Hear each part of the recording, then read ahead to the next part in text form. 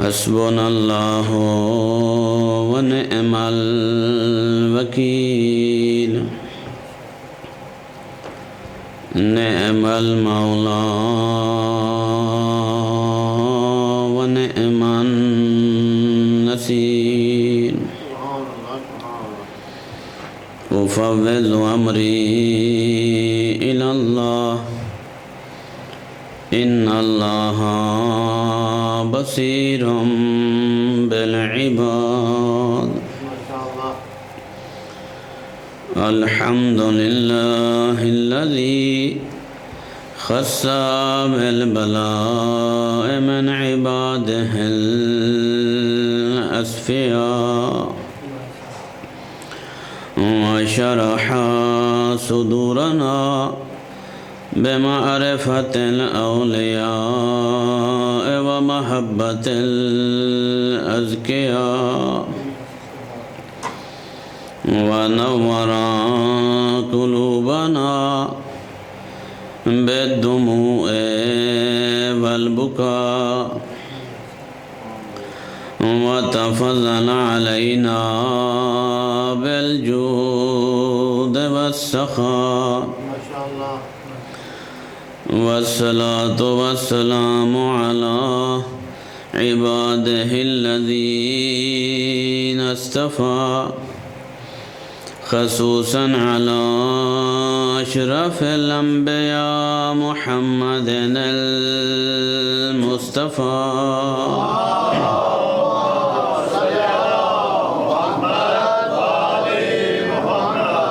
وعلى النجباء النقباء الذين أذهب الله عنهم الرجس وطهرهم تطهيرا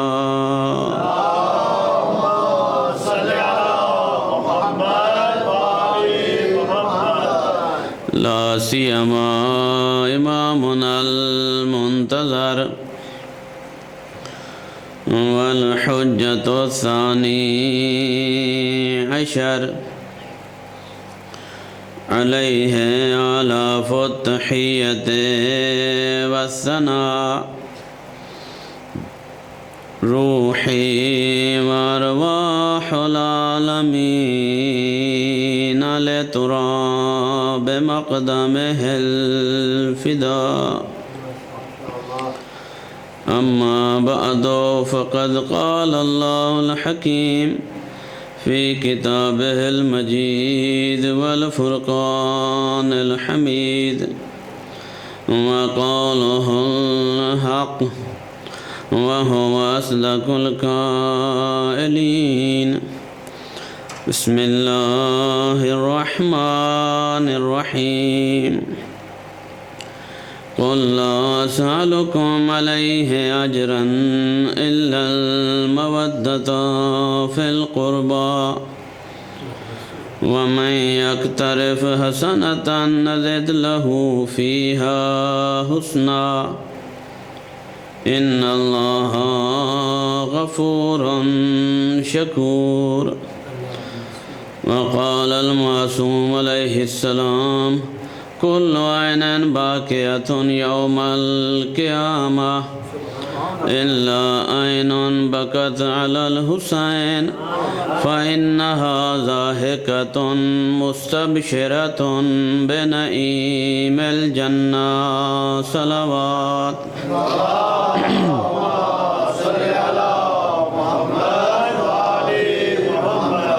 خالق علم یزال ولا یزال آپ سب کا اس مقدس مقام پر چل کر آیا اپنی بارگاہ میں قبول و منظور فرمائے جو مومنین و مومنات جہاں جہاں سے بھی چل کے آئے ہو اللہ تبارک و تعالی آپ کا ہر قدم عبادت میں شمار فرمائے اپنی اپنی دعاؤں کی قبولیت کے لیے بلند تر صلوات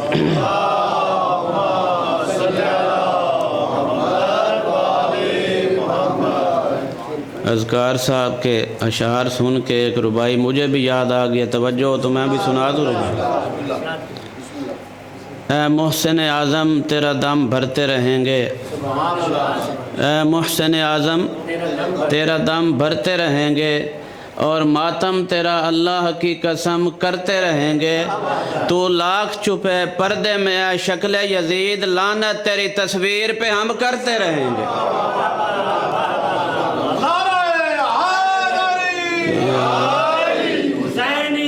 زندہ آباد، مردہ آباد، اللہم صلی علی محمد وآلہ۔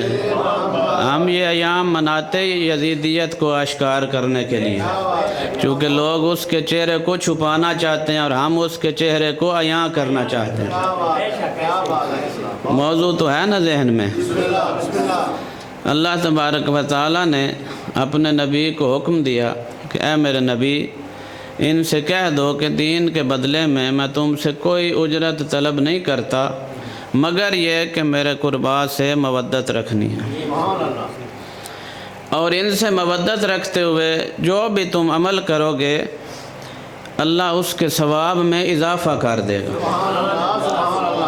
ان اللہ غفور شکور، اور وہ بخشنے والا بھی ہے اور قدردان بھی ہے، یعنی کسی کے عمل کی وہ اجرت رکھتا نہیں ہے۔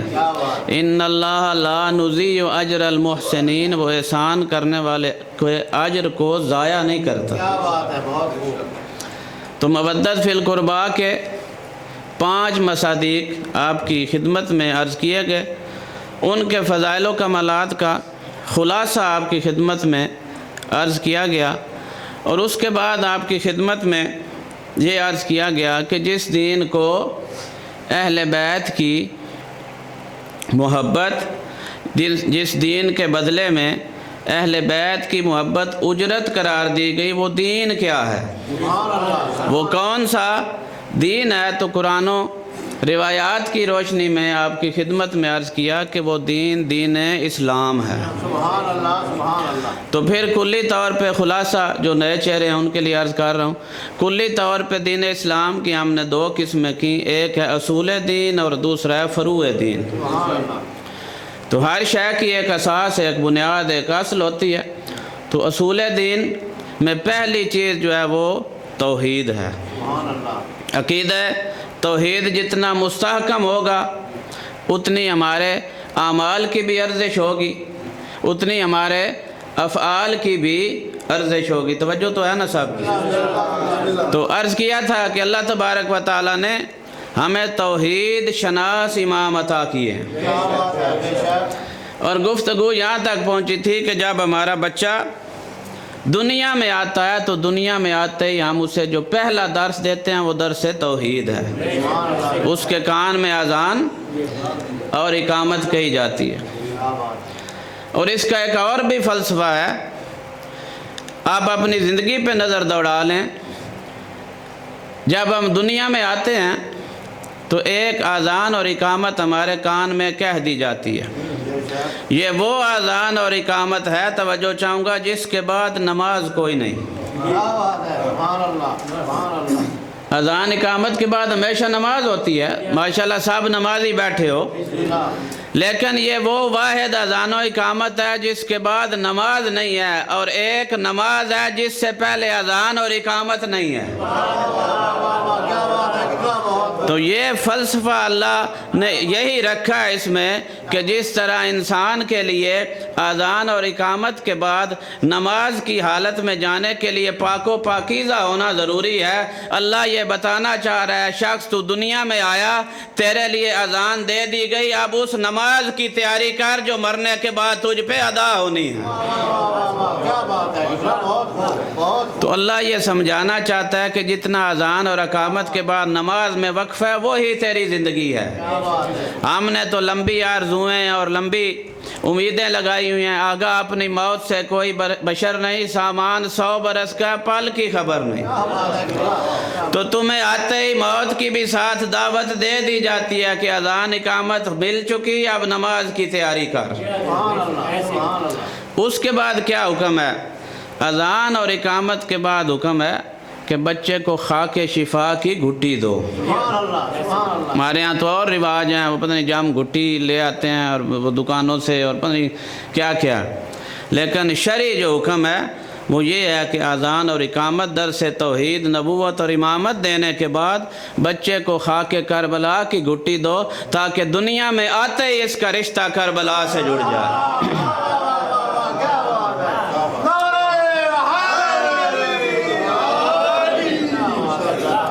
دنیا میں آتے ہی بچے کا رشتہ کربلا سے جڑ جائے، چونکہ کربلا کی خاک کو خاک شفا کہا گیا، خاک شفا ہے یہ۔ تو اللہ کو علی کا دشمن پسند نہیں ہے، اللہ کو علی کا دشمن پسند نہیں، اور علی کو اللہ کا دشمن پسند نہیں،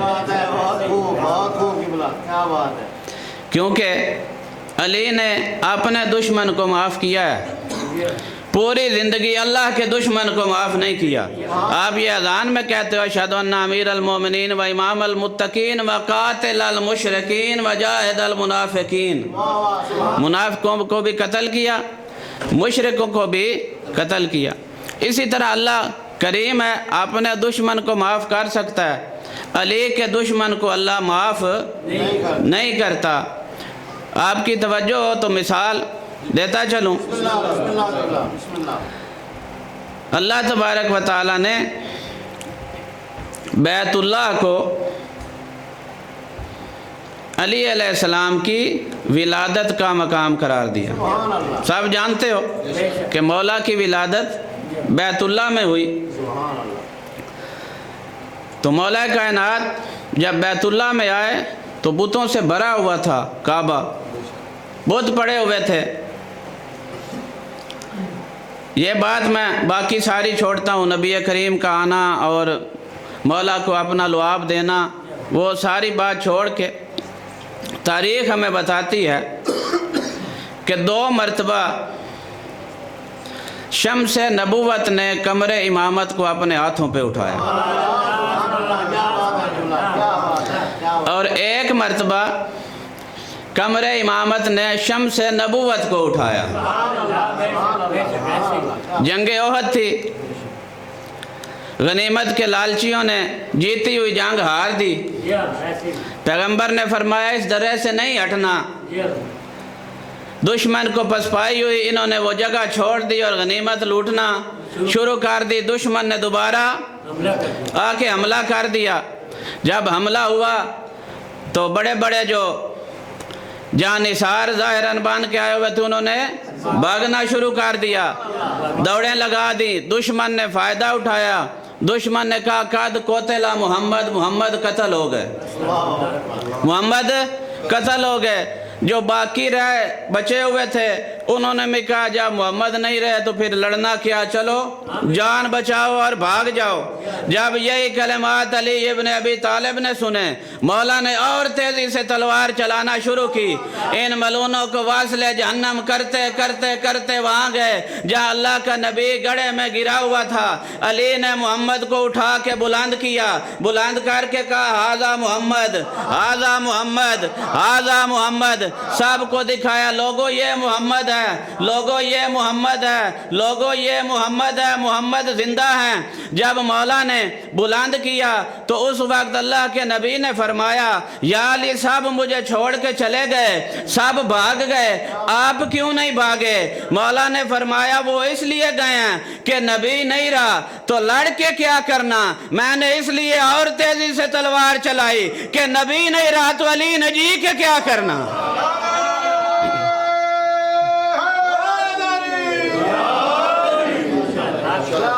جب نبی نہیں رہا تو علی نے جی کے کیا کرنا؟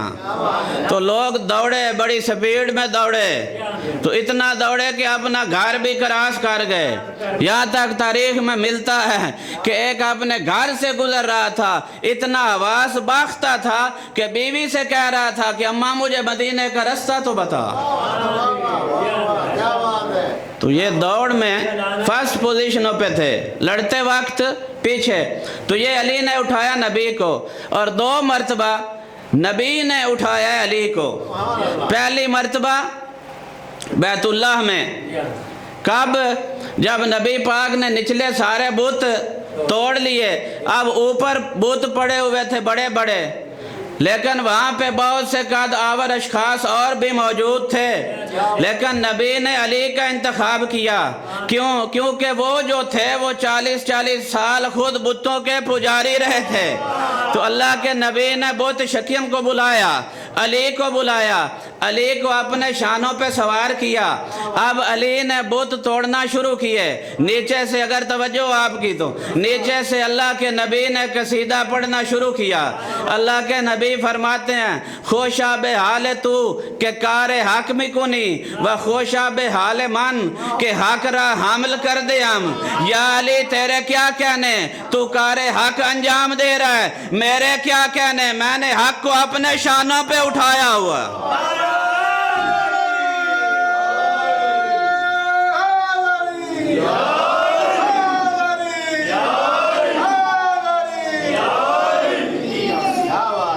میرے کیا کہنا جس نے حق کو اٹھایا ہوا ہے۔ ابرہہ نے اللہ کے گھر پہ لشکر کشی کی، لشکر لے کے آیا اللہ کے گھر پہ حملہ کرنے کے لیے۔ بات میری ذہن میں رہی، یہ سارا اسی کا مقدمہ ہے، میں نتیجے پہ ابھی آپ کو لے آتا ہوں کہ اللہ کو علی کا دشمن پسند نہیں ہے۔ ابرہہ ہاتھیوں کا لشکر لے کے آیا، 60,000 فوجی ساتھ تھے، بڑے بڑے سورما، بڑے بڑے جنگجو، کیوں کہ کعبہ کو مسمار کر دینا ہے۔ ادھر سے ابرہہ کا لشکر چلا، ادھر سے اللہ نے اپنے لشکر کو بھیجا۔ اللہ کا لشکر ابابیل، چھوٹے چھوٹے پرندے، چونچ میں چھوٹے چھوٹے پتھر اٹھائے ہوئے ہیں، ادھر سے اس کا لشکر آیا، اللہ نے اپنے لشکر کو بھیجا۔ جب اللہ کا لشکر پہنچا، اوپر سے اپنی منکار سے پرندے وہی چھوٹا سا پتھر پھینکتے تھے، یہ وہیں پہ فنار ہو جاتے تھے، ہاتھی وہیں پہ مر جاتے تھے، جو سورما اوپر سوار تھے وہ بھی مر جاتے تھے۔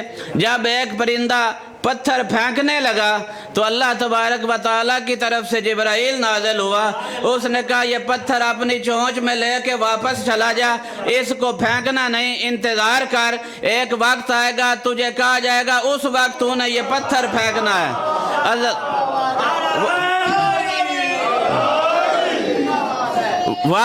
وقت گزرتا گیا، آ گیا غدیر کا میدان۔ 18 ذی الحج، غدیر میں نہیں پڑھنا چاہتا، یہ تو پورا عشرے کا موضوع ہے۔ آ گیا غدیر کا میدان، تازے حاجی روڈ ہوئے ہوئے ہیں، آ رہے ہیں جناب، اللہ کی طرف سے حکم آیا، ایک دفعہ نہیں 3 دفعہ یہ حکم آیا ہے۔ جب تیسری دفعہ حکم آیا تو اللہ کے نبی نے کہا یہیں پہ رک جاؤ۔ اب اللہ کے نبی نے دوسری مرتبہ یا علی کو اٹھایا، علی کو اٹھا کے فرمایا من کن تو مولا ہو فہذا علی مولا، اتنا بلند کیا کہ روایت میں ہے بغلوں کی سفیدی نظر آنے لگی، سب کو دکھایا کہ جس کا میں مولا ہوں اس کا یہ علی مولا۔ بتانا چاہتے تھے من کن تو مولا کا صحیح ترجمہ یہ بنتا ہے کہ جس نے مجھے مولا مانا تھا وہی علی کو مولا مانے گا۔ تو پتہ چل گیا سب نے نبی کو بھی مولا نہیں مانا تھا، اگر مانا ہوتا تو پھر علی کو بھی سب مولا مان لیتے۔ جب یہ اعلان ہو گیا، بیعت ہونا شروع ہو گئی، 3 دن بیعت ہوتی رہی، مردوں نے بھی بیعت کی، عورتوں نے بھی بیعت کی۔ جب بیعت ہو گئی تو ایک منافق درمیان سے اٹھا، کہتا ہے یا علی، یا نبی اللہ، پہلے تو نے اللہ کی توحید منوائی، ہم نے مان لی، پھر اپنی نبوت منوائی، ہم نے مان لی، اب جاتے جاتے علی کو ہم پہ مسلط کر کے جا رہا ہے، یہ اپنی طرف سے کہہ رہا ہے یہ اللہ کا حکم ہے۔ نبی نے فرمایا یہ اللہ کا حکم ہے، اب یہ کہتا ہے اگر یہ اللہ کا حکم ہے تو اللہ مجھ پہ عذاب نازل کرے۔ اب پڑھ، اللہ کا قرآن کہہ رہا ہے اے نبی جب تک تو ان میں موجود ہے میں ان پہ عذاب نازل نہیں کروں گا۔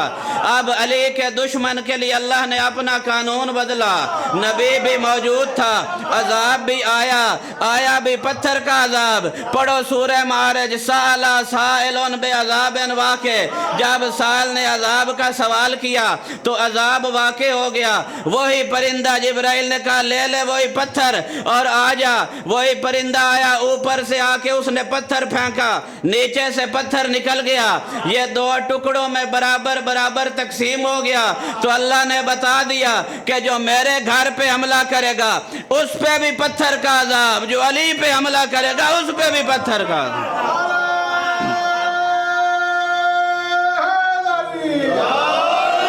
یا جملہ بدل کے کہہ دوں جو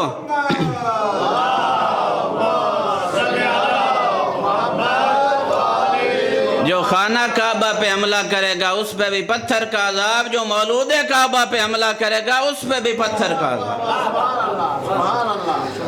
تو اللہ نے اپنے دشمن پہ بھی پتھر کا عذاب نازل کیا، علی کے دشمن پہ بھی پتھر کا عذاب نازل کیا۔ تو اللہ کو علی کا دشمن پسند نہیں، علی کو اللہ کا دشمن پسند نہیں۔ جنگ خندق میں دیکھ لے، عمرو ابن عبد الواد کو جب مولا نے گرا لیا، اس نے گستاخی کی، توہین کی، علی نے چھوڑ دیا۔ لوگوں نے کہا اتنا بڑا یہ جنگجو، اتنا بڑا بہادر، ہزاروں کے مقابلے میں لڑنے والا، آپ نے اسے چھوڑ دیا۔ مولا نے فرمایا اس نے کیا گستاخی، مجھے آیا غصہ، اگر اس غصے کی حالت میں اس کو قتل کرتا تو رضا الہی نہ رہتی۔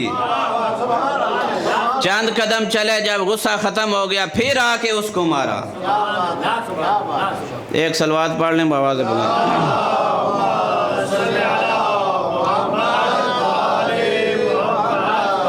تو عقیدہ توحید ہم نے وہی رکھنا ہے جو علی کا عقیدہ ہے، صرف علی کا نہیں، علی سے لے کر مہدی تک کا جو عقیدہ توحید ہے ہم نے بھی وہی اپنانا ہے۔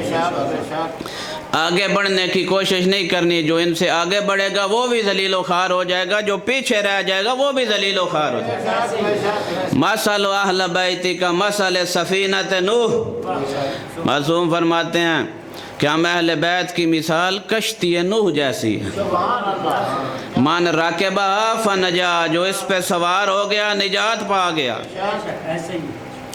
اور جو اس کشتی نجات سے پیچھے رہ گیا، ومن تخلف عنہا ضل وغرق وہوی، وہ گمراہ ہو گیا، وہ ذلیل و خوار ہو گیا۔ تو کشتی نوح سے کیوں مثال دی ہے؟ چونکہ نوح نبی کا بیٹا بھی کشتی پہ سوار نہیں ہوا تھا، تو اللہ نے عذاب بھیج کے بتا دیا کہ رشتہ داری کام نہیں آئے گی، حجت خدا کی اطاعت کام آئے گی۔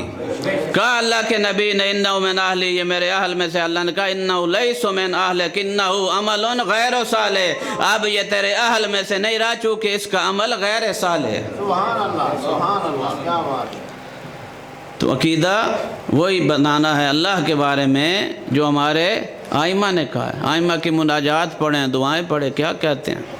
انت الخالق وانا المخلوق، انت الرازق وانا المرزوق، انت المعطی وانا السائل، تو عطا کرنے والا ہے، ہم سوال کرنے والے ہیں، تو رزق دینے والا ہے، ہم رزق لینے والے ہیں، تو معطی ہے، ہم سائل ہیں۔ تو ہم یہ دعائیں پڑھتے ہی نہیں ہیں، ہم یہ مناجات پڑھتے ہی نہیں ہیں، ہم صحیفہ سجادیہ پڑھتے ہی نہیں ہیں کہ کمال مطلق، قادر مطلق سے گفتگو کرنے کا جو ہمیں طریقہ بتا رہا ہے وہ کیا ہے، وہ کیسا ہے۔ تو اللہ کے بارے میں عقیدہ وہی رکھنا ہے جو آئمہ نے بتایا ہے، اپنی مرضی کا عقیدہ نہیں کہ میرا یہ عقیدہ ہے، میں کون ہوتا ہوں عقیدہ بنانے والا۔ اور پھر عقیدہ بھی دلیل کے ساتھ ہونا چاہیے، عقیدے میں دلیل ہے، عمل میں تقلید ہے، لیکن ہماری قوم الٹی چار رہی ہے، جہاں پہ تقلید ہے وہاں پہ دلیل مانگتے ہیں، جی مجدد نے ایسے کیوں کہا، فقیہ نے ایسے کیوں کہا، اور جدھر عقیدے میں دلیل ہے ادھر ہمیں پتہ ہی نہیں ہے۔ ہمارے جوانوں کو پتہ ہونا چاہیے، کوئی عقیدہ توحید پہ گفتگو کرتا ہے تو یہ عقلی دلائل بھی دیں، نقلی بھی دیں، قرآن سے بھی ثابت کریں، روایات سے بھی ثابت کریں۔ کوئی نبوت پہ ادلہ مانگتا ہے تو ہمیں پتہ ہو، کوئی کہتا ہے قرآن سے اپنے آئمہ کی عصمت ثابت کرو، قرآن سے ثابت کرو کہ آپ کے آئمہ کتنے ہیں، تو کتنے ہمارے نوجوان ہیں جو قرآن سے ثابت کر سکتے ہیں؟ قرآن بیان ہی نہیں ہوتا نا، ممبر پہ قرآن کی آیت سرنامہ کلام میں رکھی جائے تو لوگ پریشان ہو جاتے ہیں، اور اگر ممبر پہ بیٹھتے ہی ضربۃ علی فی یوم الخندق کہیں گے تو دو چار نعرے لگ جائیں گے فوراً۔ تو یہ المیہ ہے، یہ ہمارا المیہ ہے، یہ چیزیں کہاں بیان ہوں گی؟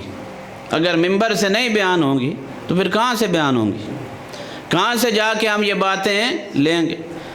ابھی پوری دنیا میں محرم ہو رہا ہے، کوئی اشتہار مجھے ایسا دکھا دیں ڈھونڈ کے، میں آپ کو انعام دوں گا، جس پہ لکھا ہوا کہ مولانا صاحب اصول دین اور فروع دین پہ یشرا پڑھیں گے۔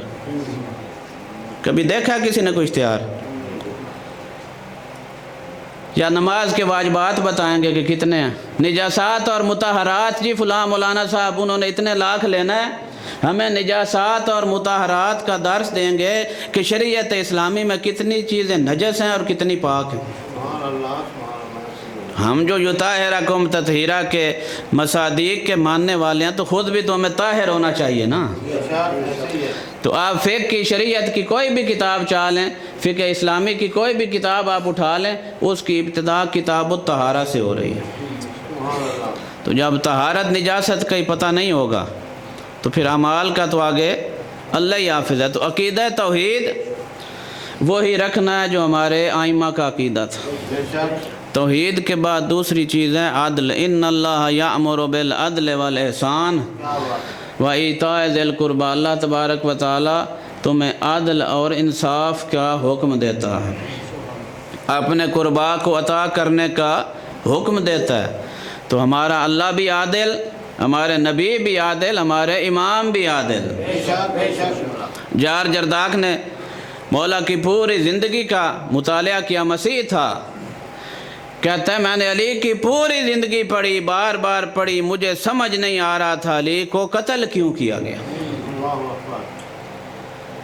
ایک امریکی پچھلے دنوں میں مسلمان ہوا ہے، اس نے کہا جب میں نے نہج البلاغہ میں مولا کا خطبہ نمبر 99 پڑھا، جس میں مولا ارشاد فرما رہے ہیں کہ اگر پوری دنیا کے خزانے علی کی ہتھیلی پہ رکھ دیے جائیں، ہفت اقلیم علی کو دے دیے جائیں، اور اس کے بدلے میں علی سے کہا جائے کہ جو چونٹی زمین پہ رینگتی ہوئی جا رہی ہے اس کے منہ سے جو کا دانہ چھین لے، علی وہ ساری مال و دولت ٹھکرا دے گا، چونٹی کے منہ سے جو کا دانہ نہیں چھینے گا۔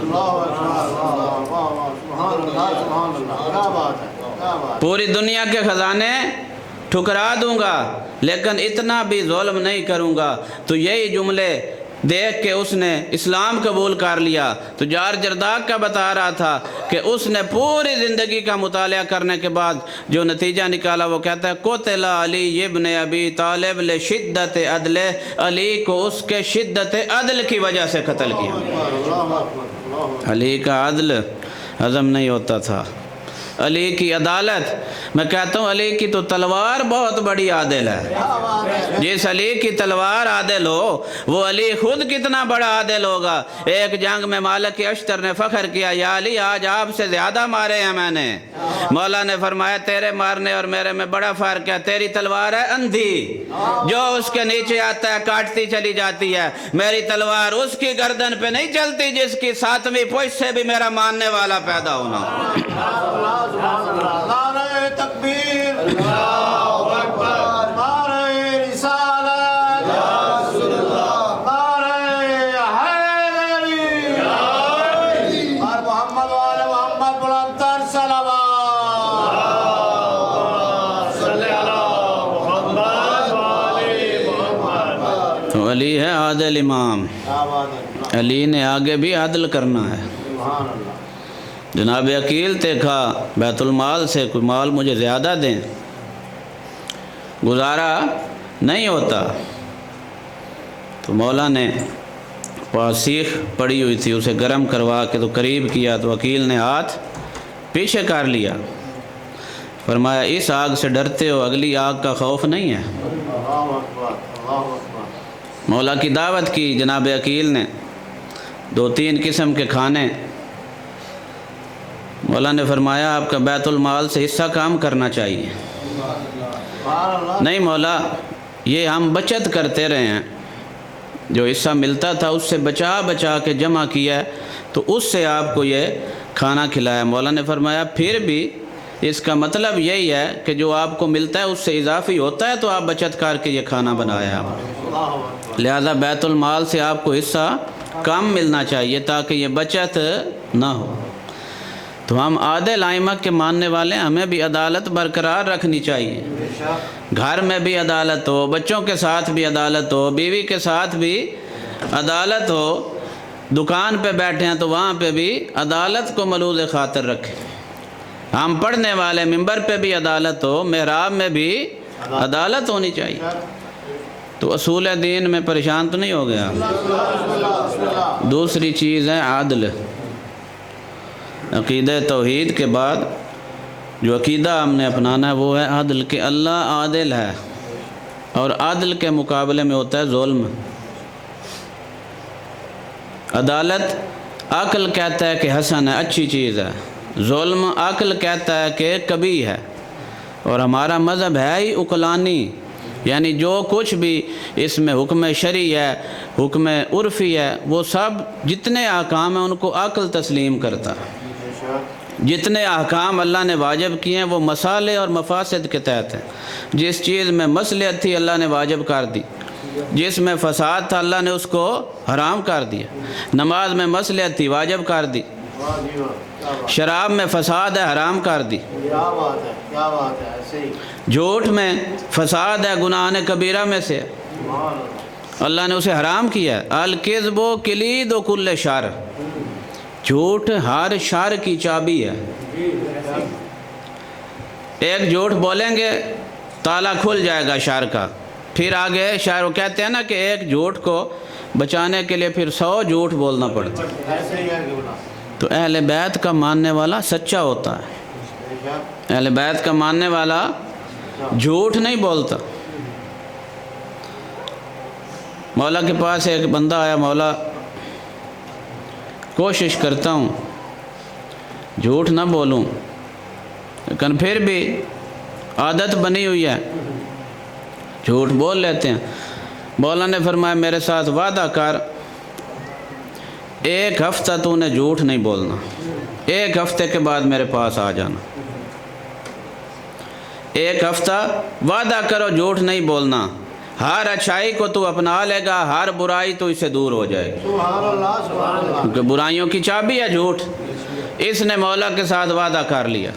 آپ بھی امام حسین علیہ السلام کے دسترخوان پہ بیٹھے ہو، آپ بھی مولا سے وعدہ کرو کہ مولا عشرہ محرم میں وعدہ کرتے ہیں ہمیں توفیق دے کہ ہم جھوٹ نہ بولیں۔ بعض لوگ تو پھر جھوٹ ثواب سمجھ کے بولتے ہیں، خوش ہوتے ہیں کہ جھوٹ بول کے فلاں کام بھائی میں نکال آیا ہوں۔ تو جھوٹ بول کے جیتنے سے سچ بول کے ہار جانا بہتر ہے۔ اس کو تو گولی دے آئے ہو، جھوٹ بول کے کام نکلوا آئے ہو، وہ تو دیکھ رہا ہے اوپر، امام زمانہ تو دیکھ رہے ہیں کہ جھوٹ، ہم تو لعنت اللہ علی الکاذبین، جھوٹوں پہ لعنت کرنے والے ہیں، مبالغہ سن کے تو ہم نعرے لگاتے ہیں بڑے بڑے۔ سبحان اللہ، ایسے ہی ہے۔ تو اگر وہ جھوٹے ہوں تو ان پہ لعنت ہے، اور ہم جھوٹے ہوں تو کیا ہمارے پاس درود ہے؟ جو بھی جھوٹا ہے اس پہ لعنت۔ اس نے طے کر لیا کہ ٹھیک ہے میں جھوٹ نہیں بولوں گا، چلا گیا۔ اب مسجد کے پاس سے گزرا، خیال آیا کہ نماز پڑھ لوں، نہ پڑھی تو ہو سکتا ہے مولا پوچھ لیں فلاں وقت مسجد کے پاس سے گزر گیا تھا نماز پڑھی تھی، مسجد میں چلا گیا نماز پڑھ لی، پھر نکلا کسی کے ساتھ زیادتی کرنے لگا، ذہن میں آیا اگر مولا نے پوچھ لیا فلاں مومن کو اذیت تو نہیں دی تھی فلاں وقت، اگر اذیت دیتا ہوں تو جھوٹ بولنا پڑے گا، نہیں دیتا تو جھوٹ نہیں بولنا پڑے گا۔ تو بات لمبی نہ ہو جائے، جو کام کرنے لگتا ذہن میں یہی آتا، یہی بات مولا نے پوچھ لی تو کیا جواب دوں گا۔ ایک ہفتے کے بعد جا کے مولا کے قدموں پہ گر گیا، کہتا ہے مولا میں نے ایک ہفتہ جھوٹ نہیں بولا، ہر اچھائی کو اپنا لیا ہے، ہر برائی کو ترک کر دیا۔ اللہ اکبر، بہت بہت سبحان اللہ۔ بر محمد وآل محمد بلندر صلوات۔ اللہم صلی علی محمد وآل محمد۔ حسد، ان الحسد یاکل الحسنات کما تاکل النار الحطب، حسد نیکیوں کو ایسے کھا جاتا ہے جیسے آگ لکڑی کو کھا جاتا ہے۔ تو ہم حسد، کسی کے پاس پیسہ آ گیا تو حسد کریں گے، حسد کیوں کرتے ہو؟ جس اللہ نے تمہیں اسے دیا ہے تمہیں نہیں دے سکتا؟ کیا اس کے خزانے ختم ہو گئے ہیں؟ روح زمین پہ پہلا جو قتل ہوا ہے وہ حسد کی وجہ سے ہوا۔ قرآن پڑھ رہا ہوں، آدم کے 2 بیٹے تھے حابیل اور قابیل، تو اللہ کے نبی نے کہا کہ میرے بعد میرا وارث حابیل ہوگا۔ قابیل نے کہا میں کیوں نہیں، حابیل کیوں؟ اللہ کے نبی نے کہا یہ حکم الہی ہے۔ اس نے کہا جیسے میں بیٹا ہوں ویسے ہی یہ بھی بیٹا ہے، مجھے کیسے پتہ چلے یہ حکم الہی ہے؟ یہ تو آپ کہہ رہے ہو۔ اللہ کا حکم ہوا کہ ان دونوں سے کہو قربانی کریں، دونوں بھائی قربانی کریں، جس کی قربانی قبول ہو گئی وہی میرا وارث ہوگا۔ سبحان اللہ سبحان اللہ۔ اب انہوں نے موٹی تازی ایک بھیڑ لی کہ اللہ کی راہ میں دینی ہے حضرت حابیل نے، تو کیسے پتہ چلے کس کی قربانی قبول ہوئی ہے؟ پہاڑ پہ جا کے اللہ نے کہا وہ قربانی رکھ دو، اوپر سے آگ گرے گی، بجلی گرے گی، جس کی قربانی جل گئی اسی کی قربانی قبول ہے۔ سبحان اللہ۔ دونوں اپنی اپنی قربانی لے گئے، حضرت حابیل کی قربانی قبول ہو گئی، اس کی قبول نہ ہوئی۔ پھر اس نے کہا کہ اس کی کیوں قبول ہو گئی، میری کیوں نہیں ہوئی؟ تو اللہ قرآن میں یہی کہتا ہے کہ انما یتقبل اللہ من المتقین، اللہ متقی کے عمل کو قبول کرتا ہے۔ سبحان اللہ سبحان اللہ۔ اس کے دل میں تقوی تھا، اخلاص تھا، خشیہ الہی تھا، اس کی قربانی قبول ہو گئی۔ تو اب تو کوئی اور رستہ ہی نہ رہا، اب تو وارث حابیل نہیں بننا تھا۔ اب شیطان آ گیا قابیل کے پاس، اس نے کہا کہ حابیل کی جو اولاد ہوگی تیری اولاد پہ فخر کرے گی کہ ہم اس کی اولاد ہیں جن میں نسل نبوت چلی، تو تیری اولاد جو ہے وہ ایسے ہی ہوگی۔ اس نے کہا پھر کیا کریں؟ اس نے کہا اس کو قتل کر دو، اللہ اکبر۔ وہ قتل ہو جائے گا تو یہ نبوت کا سلسلہ تیری طرف آ جائے گا۔ اس نے کہا قتل، بھائی کو کیسے قتل کر دوں؟ اس نے کہا اور رستہ ہی کوئی نہیں۔ کہتا ہے ٹھیک ہے۔ تو اسی حسد کی وجہ سے اس نے اپنے بھائی کو قتل کر دیا، اور روئے زمین پہ یہ جو پہلا قتل ہوا یہ حسد کی وجہ سے ہوا کہ اسے مل رہا ہے مجھے کیوں نہیں مل رہا۔ اللہ اکبر۔ تو نبوت اللہ ظالموں کی نسل میں تو رکھتا ہی نہیں ہے، یہ بھی فی النار ہو گیا۔ پھر اللہ نے اور بیٹے دیے حضرت کو جن سے آگے نسل نبوت چلی۔ تو حسد اکثر لوگوں میں جس کو اللہ نے دے دیا ہے اس سے دوسرے حسد کریں گے۔ اور خود علماء میں بھی میں نے روایت میں دیکھا، میں اپنے آپ کو بری نہ کروں، کہ حسد کے 10 درجے ہیں، جس میں سے 9 علماء کے پاس ہیں۔ ایک مولوی جو آگے بڑھ رہا ہے، دوسرے جناب اس کا پاؤں کھینچیں گے کہ یہ آگے کیوں جا رہا ہے، اور 10ویں میں بھی شریک ہے۔ تو یہ رذائل اخلاقی میں سے حسد ہے، غیبت ہے، چغل خوری ہے، بد زنی ہے، ان میں مفسدہ اللہ نے حرام قرار دیا۔ غیبت خوش ہو کے لوگ کرتے ہیں، ہم بھی اس محفل کا حصہ خوش ہو کے بنتے ہیں جس میں کسی مومن کی غیبت ہو رہی ہے۔ اللہ اکبر۔ الغیبت تو جہد العاجز، معصوم فرماتے ہیں غیبت کمزور شخص کی کوشش ہے۔ اللہ اکبر۔ پریشان ہو گئے ہیں آپ؟ بسم اللہ ماشاء اللہ سبحان اللہ۔ آواز بلند صلوات۔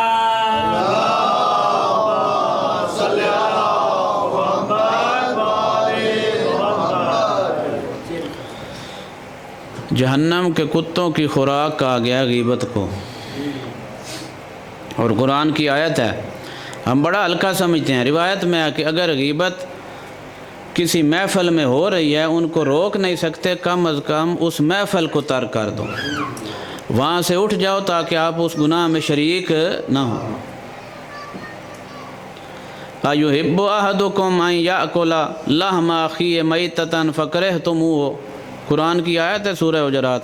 أَيُحِبُّ أَحَدُكُمْ، کیا تم میں سے کوئی محبوب رکھتا ہے، کیا تم میں سے کوئی دوست رکھتا ہے، أَن يَأْكُلَ لَحْمَ أَخِيهِ مَيْتَةً، اپنے مرے ہوئے بھائی کا گوشت کھائے، فَكَرِهْتُمُوهُ، تم اس سے کراہت کرتے ہو۔ اس سے بڑی تشبیہ اور قرآن میں اللہ نہیں دے سکتا کہ بھائی کا گوشت، مرے ہوئے بھائی کا گوشت کھانے کے مترادف ہے غیبت۔ اور پھر ایک بحث ہے تجسم اعمال، ہمارے اعمال مجسم ہو کے بارگاہ الہی میں پیش ہوں گے اگلے جان۔ تو یہ جتنا ہم نے گوشت کھایا ہوگا غیبت کے ذریعے، یہ گوشت مجسم ہو جائے گا۔ جب ہم محشور ہوں گے بروز محشر، جب ہمیں اٹھایا جائے گا، ہمارے ساتھ جتنی غیبت کی اور سنی ہوگی اتنا گوشت کا ڈھیر لگا ہوا ہوگا۔ یہ تفسیر اسی آیت کی بیان کر رہا ہوں۔ اللہ اکبر۔ یا اللہ یہ کیا؟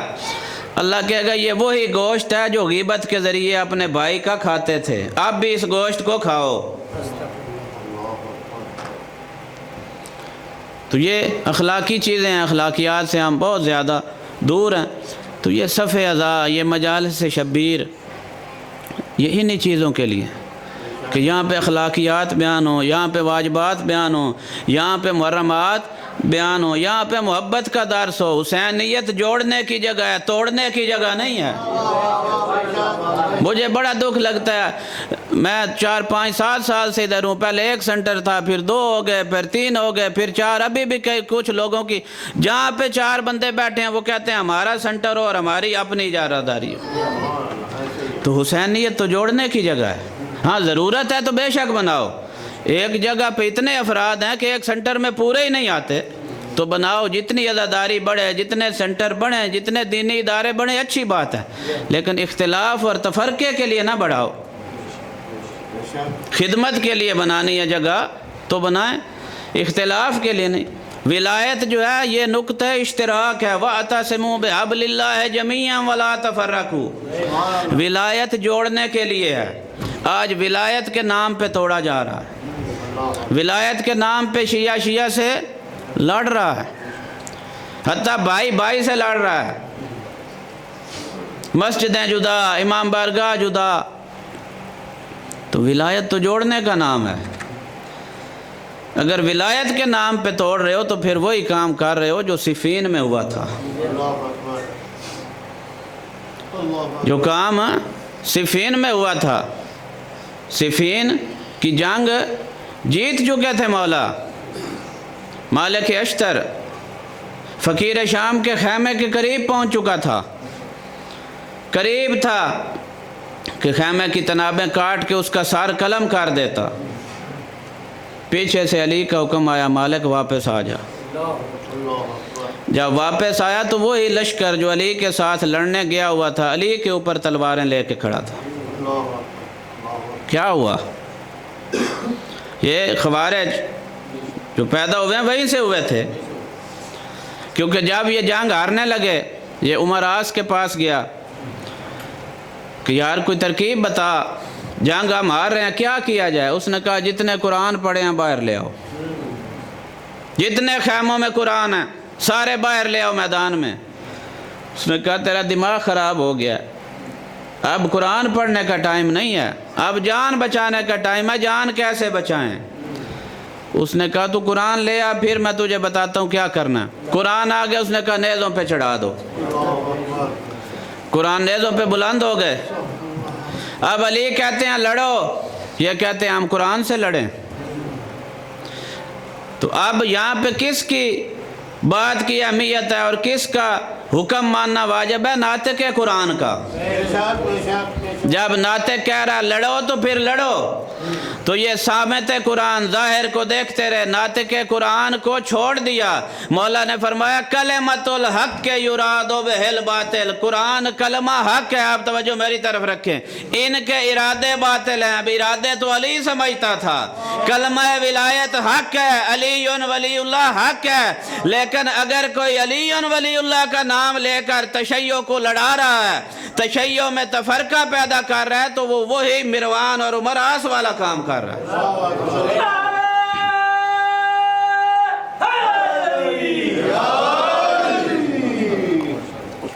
محمد وآل محمد،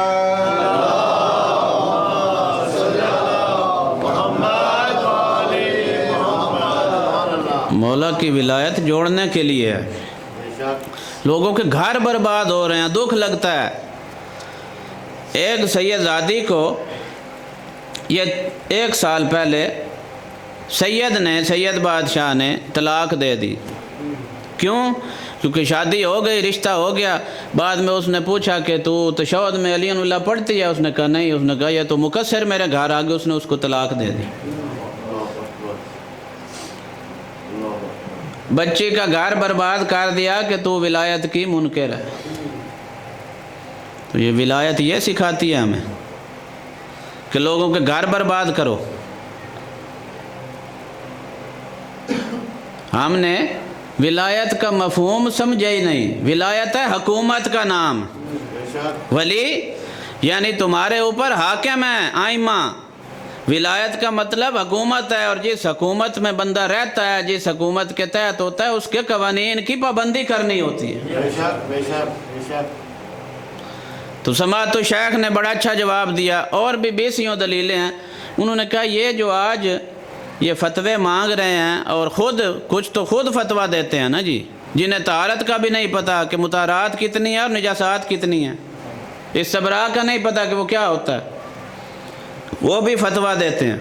انہوں نے کہا گویا آپ اللہ کو سمجھا رہے ہیں کہ یا اللہ تجھ سے ہو گئی ہے غلطی، ٹھیک ہے، نعوذ باللہ من ذالک، تو نے یہ ولایت رکھنی تھی تشہد میں، تجھ سے غلطی ہو گئی ہے، تو بھول گیا، لہٰذا آپ اس کو داخل کر دیں، چونکہ دین بنانا تو اللہ کا کام ہے، نبی کا کام ابلاغ ہے، یا ایھا رسول بلغ، پہنچا دے، نبی کا کام دین بنانا نہیں ہے، پہنچانا ہے، دین میں کمی زیادتی کا حق نبی کو نہیں ہے۔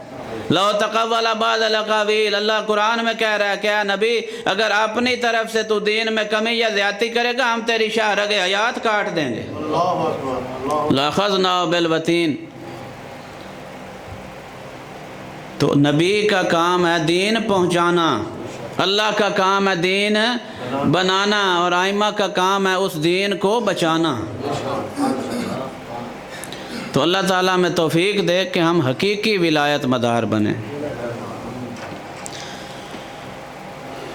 یہی تیرے آقا امیر کوفہ کے ایک بازار سے گزر رہے ہیں، دیکھے ایک بچہ کونے میں زمین پہ بیٹھ کے گریہ کر رہا ہے، کائنات کے امیر اس کے پاس جا کے زمین پہ بیٹھ گئے، اپنی عبا کے دامن سے اس کی پیشانی کو صاف کیا، اپنی جیب سے پیسے نکال کے اس کی جیب میں ڈالنا شروع کیے، بس تمہارا ذہن مصائب کی طرف لے جانے کے لیے۔ مولا پوچھتے ہیں بچہ کیوں گریہ کر رہا ہے، کیوں رو رہا ہے؟ کہتا ہے مولا میرے ساتھ نہ کوئی بچہ بیٹھ کے کھیلتا ہے، نہ میرے ساتھ کوئی بچہ بات کرتا ہے۔ مولا نے فرمایا کیوں؟ کہتا ہے اس لیے کہ میں یتیم ہوں۔ اب کائنات کے امیر نے کہا آج کے بعد جو تجھے یتیم کہنا اسے کہنا میرا بابا علی ہے۔ عزادار و رلاتی یہی بات ہے، غیروں کے یتیموں کی کفالت کرنے والے علی کے یتیموں پہ کسی نے رحم نہ کیا۔ آؤ چلتے ہیں ایک بار پھر کوفہ میں، کل میں نے سفیر حسین کی مصیبت کے چند جملے عرض کیے تھے، آج مسلم کے یتیموں کے چند جملے سناتا ہوں۔ عزاداران مظلوم کربلا، یہ مسلم وہ ہے جس کی پوری نسل نصرت اسلام میں شہید ہو گئی، خود عید سے پہلے مارا گیا، بیٹے عید کے بعد مارے گئے، تاریخ میں 2 بچے مسلم کے کربلا میں مارے گئے، حد ہو گئی ظلم کی۔ مسلم کی ایک بیٹی تھی عاتقہ، شام غریبہ، جب گھوڑے دوڑے گھوڑوں کی ٹاپوں کے نیچے پامال ہو کے شہید ہو گئی۔ اجرکم اللہ، خدا آپ کے پرسے قبول کرے، کسی غم میں نہ رہو سوائے غم شبیر کے۔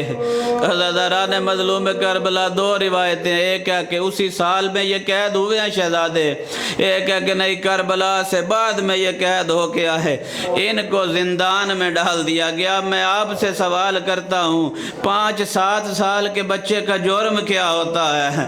شریعت کہتی ہے اگر وہ کوئی جرم کر بھی لینا اس کو سزا اس وقت تک نہیں ملے گی جب تک وہ بالغ نہ ہو جائے۔ بس دوستو زندان میں مسلم کے یتیم آ گئے، حاکم کی طرف سے حکم کیا تھا پانی بھی کم دینا ہے، کھانا بھی کم دینا ہے، گرم پانی کا 1 گلاس اور 1 روٹی دی جاتی۔ یہ اہل بیت کے گھرانے کے بچے تھے، دن کو روزہ رکھتے تھے، عزادار و رات عبادت میں گزارا کرتے تھے۔ ایک دن عید کی جب رات آئی ہے نا، اس وقت دروغہ اپنے بچوں میں مصروف ہو گیا، شہزادے بھوکے سو گئے۔ جب یہ دروغہ رات کو سویا نہ دیکھتا ہے کالے برقے والی بیوی ہے، کہتی ہے تو سو گیا ہے، میرے یتیم بھوکے ہیں۔ بس عزادارو جب صبح ہوئی ہے نا، یہ آیا ہے کھانا دینے کے لیے، شہزادے کہتے ہیں یہ زندان ہمارا گوشت کھا جائے گا، ہم اس زندان میں مر جائیں گے، آج ہم اس کو تعارف کرواتے ہیں۔ جب دروغہ آیا نا کہتے ہیں اتعرف محمد المصطفیٰ، اے دروغہ تو محمد مصطفیٰ کو جانتا ہے؟ کہتے ہیں ہاں میں جانتا ہوں۔ اتعرف علی المرتضیٰ، تو علی کو بھی جانتا ہے؟ یہ کہتے ہیں ہاں میں جانتا ہوں۔ شہزادے کہتے ہیں ہم اسی علی کے بانجے ہیں. یہ کہتا ہے مجھے معاف کر دینا, یہ زندان کا دروازہ کھلا ہے, جا دل کرے چلے جاؤ. بس عزادارو زندان سے نکلے ہیں شہزادے. اب یہ کیا کرتے تھے, دن کو چھپ جاتے تھے, رات کی تاریکی میں سفر کرتے تھے, لیکن کہاں جاتے, سارا دن چھپے رہتے, رات کو چلتے, پھر وہی کوفے کی گلیاں. ایک دن ایک درخت پہ بیٹھے ہوئے تھے جو اہل بیت کی غربت پہ رو سکتے ہو. ایک مومنہ عورت آئی ہے پانی بھرنے, جب شہزادوں کا عکس دیکھا نا پانی میں, اوپر دیکھ کے کہتی ہو کس ماں کی گود اجاڑ کے بیٹھے ہو. کہتے ہم تمہارے نبی کی اطرت ہیں. بی بی کہتی ہے نیچے آ جاؤ. بس عزادارو لے گئی اپنے گھر میں, شہزادوں کو اچھا لباس بھی پہنایا, شہزادوں کو کھانا بھی کھلایا. کہتی ہے جاؤ جا کے آرام سے سو جاؤ. ادھر ابن زیاد کی طرف سے اعلان تھا کہ جو مسلم کے یتیموں کو پکڑ کے لے آئے گا 2000 درہم انعام دیا جائے گا. بس عزادارو ادھر شہزادے آ کے گھر میں سوئے ہیں, ادھر سے اس کا شوہر حارث ملعون گھر میں آیا, ہانپتا ہوا گھر آیا. کہتا ہے بچے ڈھونڈ رہا ہوں نہیں مل رہے. بی بی نے سمجھایا یہ کبھی نہ بھی سو گیا. جب شہزادے سوئے ہیں نا تو ان کو خواب میں نانے کی زیارت ہوئی. کیا دیکھتے ہیں, کوثر کا کنارہ ہے, اللہ کا نبی بھی کھڑا ہے, علی بھی کھڑا ہے, مسلم بھی کھڑا ہے. اللہ کا نبی کہتا ہے مسلم اپنے یتیموں کو نرغیادہ میں اکیلا چھوڑ کے آ گئے ہو. جب شہزادوں نے یہ جملے سنے نا سمجھ گئے کہ ہماری زندگی کی آخری رات ہے. اب چھوٹے نے بڑے کے گلے میں باہیں ڈالی اور دونوں نے رونا شروع کیا. جب ان کا گریہ بلند ہوا اس ملعون کی آنکھ کھلی. بیوی سے کہتے ہیں ہمارے گھر سے بچوں کے رونے کی آواز ہے. کہتی ہے نہیں ہمسایوں کے بچے ہوں گے. کہتا ہے نہیں ہمارے گھر سے آواز آ رہی ہے جو انتظار میں بیٹھے ہو اب تیاری کرنا گریہ کی. بس عزادارو یہ ملعون اٹھا, رات کی تاریکی تھی. جب اس کمرے میں گیا نا جہاں شہزادے تھے, اس نے اندھیرے میں ہاتھ مارنے شروع کیے. یا اس کا ہاتھ ایک شہزادے کی زلفوں پہ آیا, اس قبیلے نے اٹھا کے منہ پہ تماچا مارا اور شہزادہ منہ کے بال زمین پہ. پھر دوسرے کے ساتھ بھی ایسے ہی کیا. کہتا ہے کالو شہزادے کہتے ہیں تیرے مہمان ہیں, نانو اطرت و نبی ہے کو تیرے نبی کی اطرت ہے. اس ملعون نے شہزادوں کو بالوں سے گھسیٹ کے باہر سین میں لے آیا, ستون سے باندھ دیے. اب میں آپ سے پوچھتا ہوں ستونوں کے ساتھ انسانوں کو باندھا جاتا ہے یا حیوانوں کو؟ اجرکم اللہ, خدا آپ کے پر سے قبول کرے. عزادارو ساری رات یہ شہزادے بندے رہے. جب صبح ہوئی ہے نا یہ ملعون لے کے چلا دریا کے کنارے. کہتا ہے میں تمہیں قتل کروں گا, بس میں مصائب چھوڑ رہا ہوں سارا. کہتا ہے تمہیں قتل کروں گا.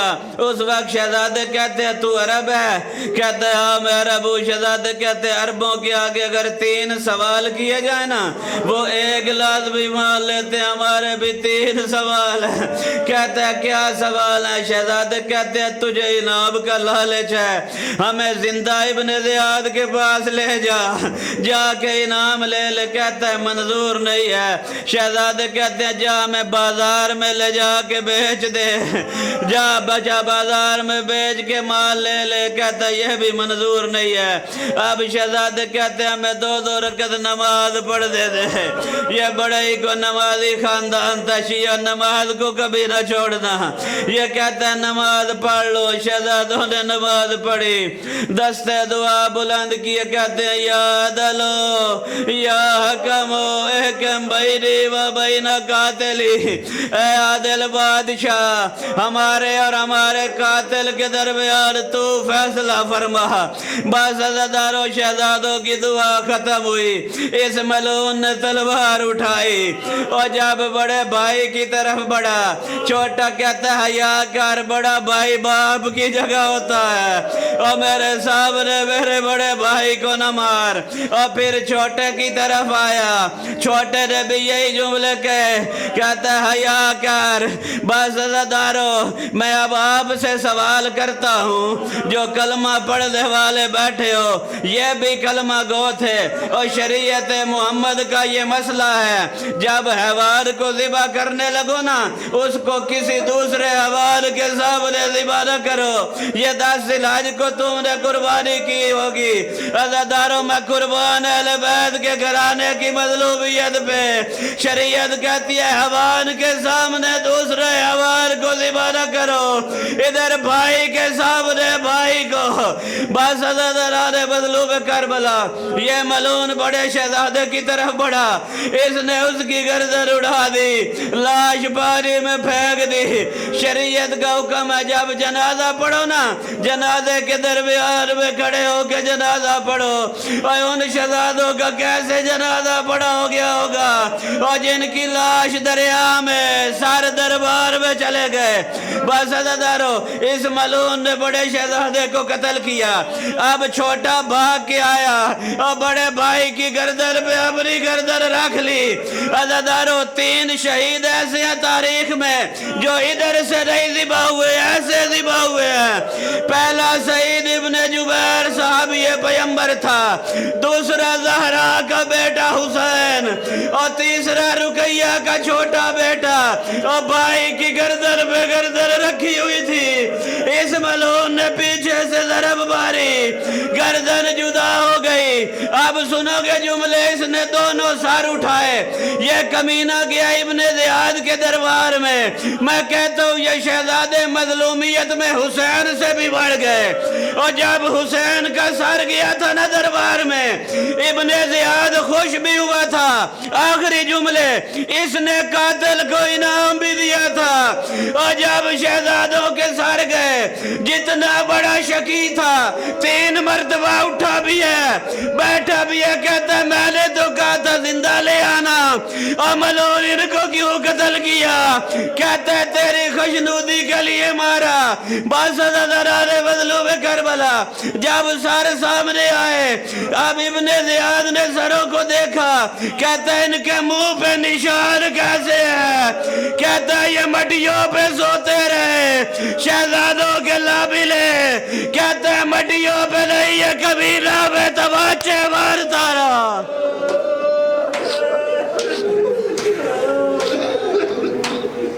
اللہ لعنت اللہ علی القوم